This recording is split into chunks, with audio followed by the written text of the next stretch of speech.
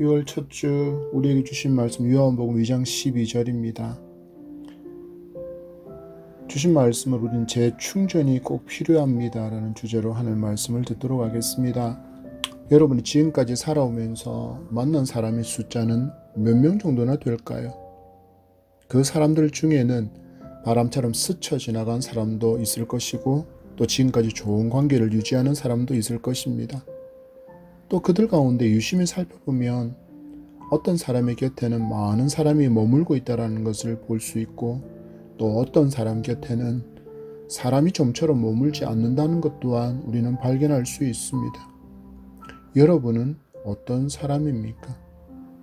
많은 사람이 곁에 머물러 있는 사람입니까? 아니면 좀처럼 여러분 곁에 사람이 머물지 못하는 사람입니까? 이번 주에는 섬겼던 교회 목사님께서 갑자기 소천하셔서 장례식에 참석하고 왔습니다. 많은 사람이 죽음을 애도하고 아쉬워하는 모습에 고인이 생전에 잘 사셨구나 하는 생각을 하게 되었고 또 사람의 마지막은 그의 삶의 최종 판단의 자리가 아닌가 하는 생각도 갖게 되었습니다. 이처럼 누군가가 함께 있고 싶어하는 사람이어야 하지만 성도는 예수께서 가장 함께하고 싶어하는 사람이어야 함을 말씀 가운데 교훈받게 되기를 축복합니다. 주신 말씀입니다. 그 후에 예수께서 그 어머니와 형제들과 제들과 함께 가버나움으로 내려가셨으나 거기에 여러 날 계시지는 아니하시니라. 아멘. 예수께서 가나 혼인잔치에서 첫 표적을 행하신 후의 일을 기록하는 말씀이 오늘 본문입니다. 그런데 그 시작을 보면 요한복음의 다른 것과 그 표현이 다르다라는 것을 발견하게 됩니다. 요한은 계속해서 구체적으로 시간의 흐름을 이튿날, 사흘날, 되든날로 표현하던 그 표현이 이제는 그 후로라는 막연한 표현으로 시작하고 있음을 볼 수 있습니다. 메타 투터로 표현된 그 후에는 혼인잔치 후에 어느 날을 말하고 있는 것입니다. 이것은 이제 예수께서 메시아로서의 공생의 사역을 본격적으로 시작하고 있다는 것을 알려주는 신호탄과 같은 역할을 하는 표현이 그 후에라는 것을 알 수 있습니다. 혼인잔치의 표적을 경험한 어머니 마리아와 형제들 그리고 제자들이 함께 가나를 떠나 가버나움으로 내려가고 있다라고 말씀하고 있습니다. 성경의 기록을 살펴보면 이후로 가버나움은 예수 그리스도의 사역의 중심이 되는 것을 볼 수 있습니다. 또한 이 가버나움에서 아주 많은 이적 또한 베풀어 두셨습니다. 구체적인 예를 살펴보면 베드로의 장모의 열병을 치유하신 곳이기도 했고 또 침상에 누워 지내던 중풍병자를 고쳐주신 곳이기도 합니다. 회당장 야이로의 딸을 살려주시기도 한 장소이고 나중에 예수 그리스도의 제자가 되는 마태 또한 이곳 세관에서 근무하다가 제자로 부름을 받았습니다. 그렇다면 가버나움은 어떤 지역이었을까요? 나훔의 동네라는 의미를 가진 이름이지만 선지자 나훔과 관련이 있는지는 정확히 알 수는 없습니다. 또한 가버나움은 갈릴리 호수 인근에 위치해 있고 업과 이를 유통하는 상업이 발달한 곳이었습니다. 그래서 그 중요성 때문인지 로마의 백부장과 군사들도 주둔하고 있는 장소이기도 했습니다. 이곳에 오신 예수 그리스도는 이제 어머니와 동생들을 남겨둔 채 제자들만을 데리고 공생애의 사역을 시작하게 되십니다. 말씀으로 여러분에게 이런 질문을 드리고 싶습니다. 여러분은 하나님의 사명을 감당하기 위한 회복의 재충전의 가버나움을 가지고 있습니까? 많은 성도가 영적인 코로나 후유증에서 아직 벗어나지 못하고 있는 것 같습니다. 여전히 많은 성도가 교회당으로 가서 예배하기보다는 방송을 통해서 예배하기를 소원하는 모습을 선호하는 모습을 볼 수 있기 때문입니다. 어떤 점에서는 편안함이 우상이 되고 있다고도 할 수 있습니다.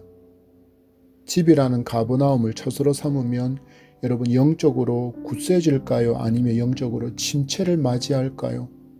이건 분명히 믿음의 문제이긴 하지만 사람은 환경의 영향을 많이 받는 존재이기에 장소를 결코 가볍게 여길 수 없다라는 것을 알아야 합니다.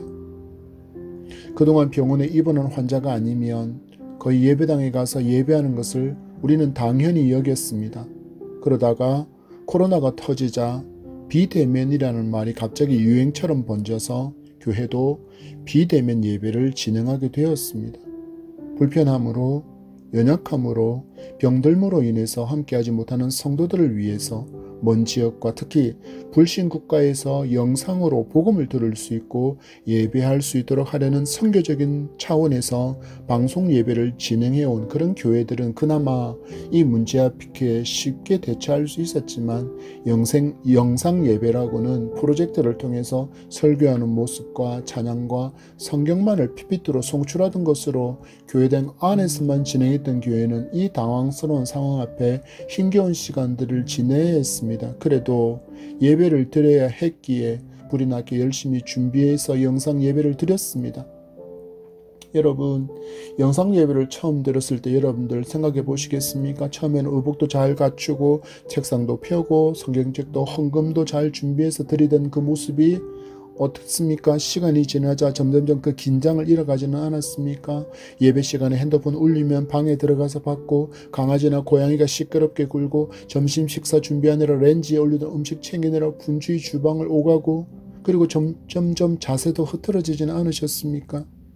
여러분, 하나님께서 예배당이라는 예배의 처소를 직접 세우신 이유가 분명히 있다는 것을 성도는 잊지 말아야 합니다. 그래서 성도는 신앙 공동체인 교회 중심의 신앙생활을 견지해야 합니다. 쉬운 것과 편안함을 선택하면 안일함과 나태함이 찾아오기 쉽기 때문입니다. 분명히 우리는 교회에서는 집처럼 편안한 의자가 아니라 소파가 아니라 허리가 아픈 장의자에 앉아서 불편한 모습으로 예배합니다. 자세 또한 흐트러뜨리지 못합니다. 왜냐하면 내 주변에 나를 바라보는 눈길이 있기 때문입니다. 여러분, 그렇지만 이 긴장이 예배에 집중하게 되는 하나의 이유가 되기에 불편함이 긍정이 되는 것입니다. 그래서 더워도 추워도 선선해도 시원해도 따뜻해도 예배당에서 예배하는 이유가 여기에 있습니다. 여기 교회 예배당이 바로 하나님께서 세우신 회복과 충전의 가버나움이기 때문입니다. 그래서 성도가 가버나움에 있으면서 교회 천국의 기쁨을 경험하며 살게 되는 것입니다. 때로는 많은 성도가 교회에서 관계들로 인해서 말로 인해서 상처를 받기도 합니다. 분명히 우리는 성도라는 이름을 가지고 있지만 크리스찬이라는 이름을 갖고 있지만 여전히 죄성을 가진 사람들이라는 것을 우리는 서로 잊지 않아야 합니다. 이런 죄성을 가진 사람들이 그래도 예수의 사람으로 살아보려고 몸부림치고 있는 곳이 바로 교회 공동체이고 바로 여러분이 바라보고 있는 목사이며 그리고 성도들입니다. 그래서 때로는 그들에게서 연약함을 볼 수 있고 또한 여전히 깎이지 않은 모난 성품도 볼 수 있습니다. 그러나 이 가버나움에 회복과 치유가 있다는 것을 성도는 알아야 합니다. 하나님은 은혜의 처소로 예배 공동체를 세우시고 예배를 통해 성례를 통해 기도를 통해서 은혜를 베풀어 주시기 때문입니다. 그래서 우리는 이 가버나움 신앙 공동체로 모이기를 회복해야 합니다. 모여서 함께 예배하기에 열심을 낼 수 있는 여러분이 되기를 축복합니다. 또 가버나움의 의미는 결단의 장소와 결단을 실천할 수 있는 힘을 얻는 장소가 되어야 함을 기억해야겠습니다.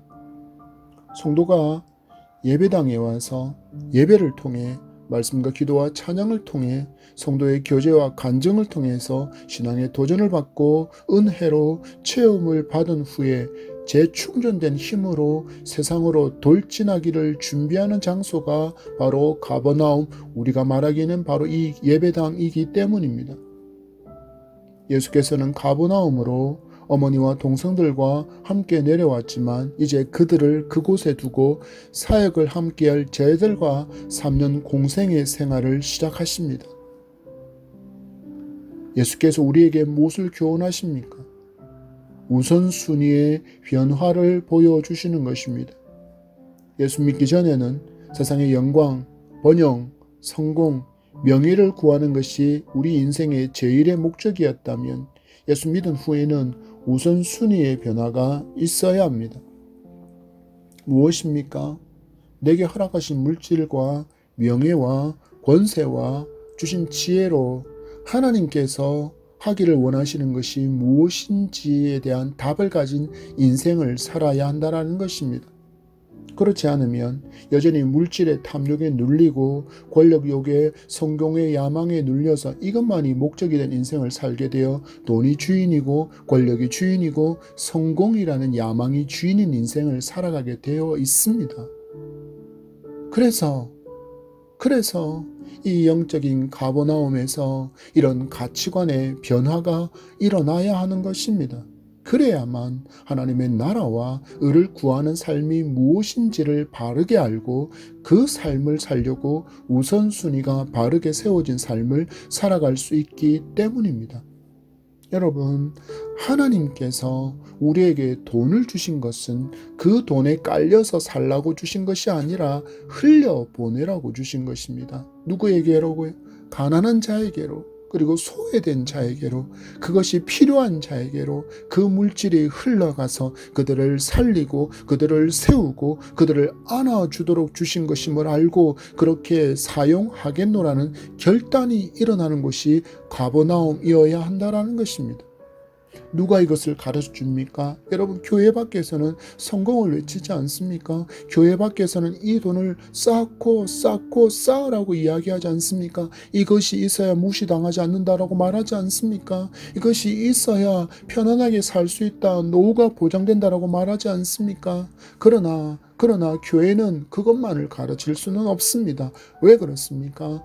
모든 것의 주인이신 하나님께서는 분명히 우리에게 소망을 가지시고 기대를 가지시고 우리를 당신의 자녀로 불러주셨기 때문이라는 것을 믿는 사람들이 바로 성도이기 때문입니다.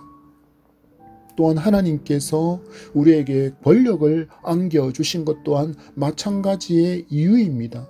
권력에 깔려서 더 높이를 갈구하는 인생이 아니라 권력으로 선한 영향력을 끼쳐 역시 가난한 자에게, 소외된 자에게, 필요한 자에게 도움이 되는 인생을 살라고, 그를 통해서 하나님께 영광을 돌리는 삶을 살라고 우리에게 권세와 권력을 주셨다는 것 또한 성도는 믿고 이것을 그렇게 사용하기로 결단해야 합니다. 이러한 변화가 가능한 이유가 무엇입니까? 예수 믿기 전에는 돈, 권력 하면서 살았는데 예수 믿은 후에는 돈, 권력만을 외치지 않는 이유가 이 모든 것이 나의 수고의 결과가 아니라는 것을 알게 되었기 때문입니다. 그래서 우리는 물질과 권력을 흘려보낼 수 있고 선한 일을 위해서 사용할 수 있게 되어지는 이유가 무엇이라고요? 바로 이 모든 것이 나의 수고의 결과가 아니라는 것을 말씀을 통해서 믿음으로 알게 되었기 때문에 이러한 변화와 이러한 삶을 살아갈 수 있다라는 것입니다. 하나님께서 내게 허락하시지 않았다면 결코 얻을 수 없고 도달할 수 없었다라는 것을 깨닫게 되었기 때문입니다. 여러분, 곰곰이 한번 생각해 보시겠습니까? 돈을 벌 수 있는 지혜, 제가 아는 어떤 부자 집사님의 말을 빌자면 돈이 흘러가는 길이 보이는 지혜, 또한 권력을 얻을 수 있는 만남, 그 모든 환경, 그 모든 것이 가능케 된 것이 누구 때문입니까? 하나님께서 건강을 허락하지 않으셨다면, 하나님께서 그 만남과 그 상황을 허락하지 않으셨다면 내가 누리는 돈과 권력은 내 것이 아니라 다른 사람의 이야기일 뿐입니다. 그런데 하나님은 내게 이 모든 것을 허락해 주셨습니다. 예수 믿기 전에는 알지 못했지만 이 진리를 깨닫고 나니 감사할 뿐이고, 주신 것으로 하나님의 나라를 위해, 하나님의 의를 위해서 사용하겠다는 결단과 실천할 힘을 얻는 장소가 바로 영적인 가버나움 교회라는 것입니다. 그래서 성도는 예배의 성공자가 되어야 합니다. 이 영적인 가버나움, 교회 예배에서 은혜를 얻고 살아갈 새 힘을 공급받지 못하면 우리는 세상에서 또 치이고 허덕이며 세상의 가치관을 붙들고 신음하며 이기적인 삶을 살아가고 있을 것이기 때문입니다. 여러분, 예배의 공동체를 벗어나 가정으로, 직장으로, 사회로 나가면 얼마나 많은 일이 우리의 신앙을 흔들어 놓습니까? 쉴 새 없이 우리를 향한 공격이 이어집니다. 강한 군사로 살아갈 힘을 얻지 못하면, 우리의 대장이신 예수 그리스도의 권세와 능력을 의지하지 않으면 우리는 결코 이 싸움에서 이 공격을 견디지도 이기지 못합니다. 여러분, 우리 사도들을 알지 않습니까? 우리 이 사도들의 면면을, 이 사도들의 삶을 우리 알고 있지 않습니까? 여러분, 그들이 강해서 사도로서 살아갈 수 있었습니까? 순교의 길을 걸어갈 수 있었습니까? 아닙니다. 사도들은 오직 스승이신 예수 그리스도만이 힘이요 능력이라고 외치며 그 이름의 권세와 능력을 붙들고 살았기에 아름다운 믿음의 발걸음을 우리에게 보여진 삶을 그렇게 살아갈 수 있었습니다. 여러분, 우리 또한 마찬가지입니다. 우리 얼마나 연약합니까? 그러나 우리의 구세주는 전능하십니다. 우리를 목숨으로 사랑하신 분이십니다. 그래서 성도 또한 예수 그리스도의 이름을 능력으로 붙들 때 넉넉히 예수의 사람으로 강한 주의 군사로 살아갈 수 있습니다. 이 힘은 영적 가버나움인 바로 이 신앙 공동체 교회 안에서 얻을 수 있는 힘이고 하나님 안에서 얻을 수 있는 힘임을 믿으시기 바랍니다. 마지막으로 주신 말씀에 보면 거기에 여러 날 계시지는 아니하시니라를 우리는 주목해 가기를 원합니다. 성도의 삶은 교회만을 외치지 않아야 합니다. 왜입니까? 여러분, 교회에서 가장 많은 시간을 보내는 사람은 목회자입니다. 성도는 교회가 아니라 직장에서, 가정에서, 사회에서 더 많은 시간을 보내야 합니다. 무슨 의미입니까? 성도도 목회자도 이 건물에 목숨 걸지 말라라는 것입니다. 여기 안에서만이 의미와 가치를 추구하지 말라라는 것입니다. 계속 말씀드리지만 이제 예루살렘 성전은 없습니다. 예수 그리스도를 믿는 성도가 성전이라고 성경은 분명히 말씀하고 있습니다. 고린도서 3장 16절 우리에게 이렇게 말씀합니다. 너희가 하나님의 성전인 것과 하나님의 성령이 너희 안에 계시는 것을 알지 못하느냐. 17절입니다. 누구든지 하나님의 성전을 더럽히면 하나님이 그 사람을 멸하시리라. 하나님의 성전은 거룩하니 너희도 그러하니라. 아멘. 여러분, 우리가 성전입니다. 예수 그리스도를 구주로 고백한 사람, 그 한 사람 한 사람을 이제는 성전이라고 부릅니다. 그래서 성도는 성전으로서 세상 안으로 들어가야 합니다. 모세가 하나님의 성막을 다 제작한 후에 일어난 사건의 기록을 잠시 나누겠습니다. 출애굽기 40장 34절과 35절의 말씀입니다. 구름이 회막에 덮이고 여호와의 영광이 성막에 충만하매 모세가 회막에 들어갈 수 없었으니 이런 구름이 회막 위에 덮이고 여호와의 영광이 성막에 충만함이었으며. 아멘. 성막이 완성된 후에 하나님의 임재가 그 영광으로 인하여 감히 성막에 인간이 들어가지 못하는 모습을 보여주고 있습니다. 이 영광의 하나님께서 임재하시는 장소가 어디라고요? 바로 성전입니다. 곧 세상 안으로 들어간 성도는 성전으로서 하나님의 임재가 있는 삶을 보여주고 드러내며 살아야 한다는 것입니다. 여러분, 하나님께서 기뻐하시면 하나님께서 이 예배도 분명히 크게 짓게 하실 것입니다. 그러나 사람의 수가 충분히 채워지지 않았는데 사람의 욕심으로 인하여 교회당 건물을 크게 지으려면 그 앞에 우리는 정말 고민하고 또 질문해야 합니다. 그 재정으로, 거기에 들어갈 재정으로 사람을 살릴 수 있기 때문입니다. 여러분, 이런 조사가 있습니다. 전체 한국교회 은행 대출 규모를 10조 원으로 보고 있습니다. 얼마라고요? 여러분 10조 원입니다. 그리고 매달 한국교회가 은행에다가 상환하는 원금이 아니라 이자만 무려 450억이 됩니다. 여러분 이 모든 것을 감당할 수 있다는 것은 한국교회의 성도가 물질의 복을 풍성히 받았다고 말할 수 있습니다. 감사할 일입니다. 그러나 여러분 한 번 더 생각해 보십시다. 이 물질이 결국 무너질 건물을 위해서 사용하기보다는 하나님의 성전으로 불리는 그 사람을 살리는 일에 사용되었다면 한국교회를 향한 세상 사람들의 시선에 작은 변화가 있지 않았겠느냐는 아쉬움이 저는 너무나도 많습니다. 다시 말씀드립니다. 교회는 예배당입니다. 곧 예배를 위해서 마련된 처소이지 성전이 아닙니다. 성전은 바로 여러분입니다. 그래서 여러분이 성전으로서 삶을 세상 안에서 성전으로서의 삶을 세상 안에서 살아가야 하는 것입니다. 어떻게 해야 합니까? 어떻게 해야 합니까? 성전으로서 세상 안으로 들어가셔서 여러분의 직장과 여러분들의 가정과 여러분들의 사회에서의 어떤 자리에서 선한 영향력을 드러내십시오. 진실함과 선함과 그리고 성실과 실력을 겸비한 성도가 되시기 바랍니다. 실력이 있어야 합니다. 진실해야 합니다. 선해야 합니다. 성실해야 합니다. 이것이 선한 영향력이기 때문입니다. 예수 그리스도께서 공생의 기간에 보여주신 삶은 어떤 삶이었습니까? 늘 사람을 살리는 그런 삶을 위한 여정이었다는 것을 우리는 그 발걸음마다 발견할 수 있습니다.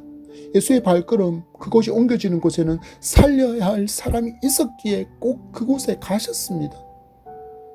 성도도 영적인 가버나움인 교회에서 이런 은혜의 체험과 힘과 능력을 체험받았다면 그 힘으로 살려야 할 그 사람에게로 달려가야 합니다. 그리고 부어주신 물질로 권세로 내게 주신 힘으로 그를 돕고 살리며 예수의 사람임을 보여주어야 합니다. 이를 통해서 하나님의 나라가 하나님의 의가 이루어지고 확장되기 때문입니다.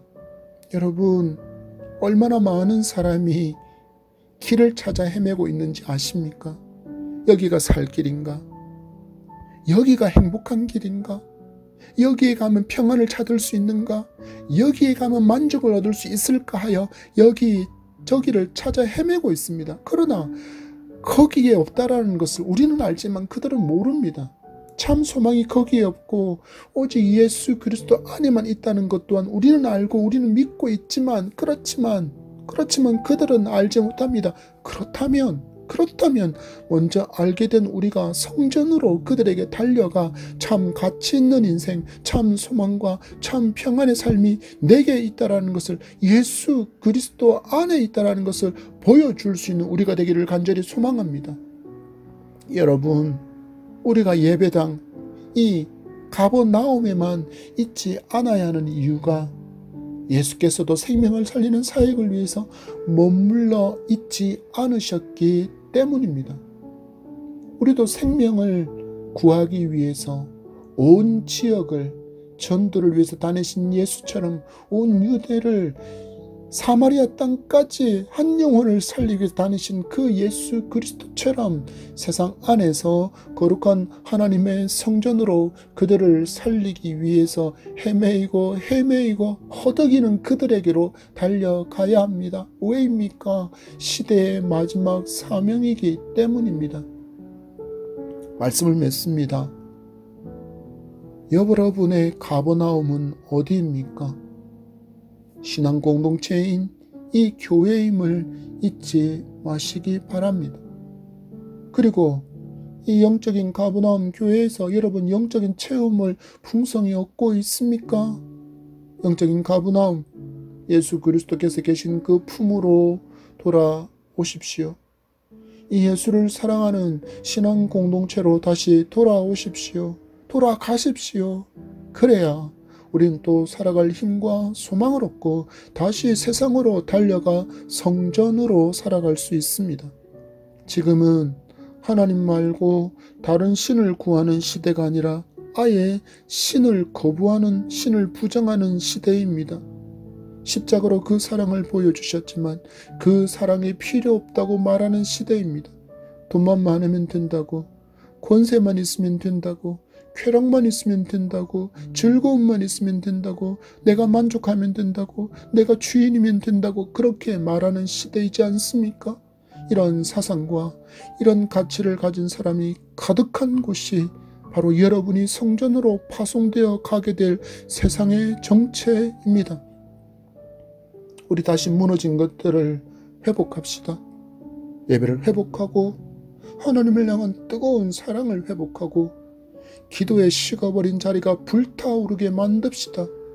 주의 사랑 가득히 품고 용광로와 같은 불타는 사랑으로 이웃 사랑을 실천해 봅시다. 우리는 연약하지만, 우리는 부족하지만 전능하신 나의 주 예수 그리스도께서 임마누엘이십니다. 이 예수 그리스도의 손을 꼭 잡고 우리 다시 일어서서 예수 이름의 깃발을 높이 들고 세상으로 달려가서 빛이 되어 소금이 되어 하나님의 성전으로 살아가는 한 주간이 되기를 축복합니다.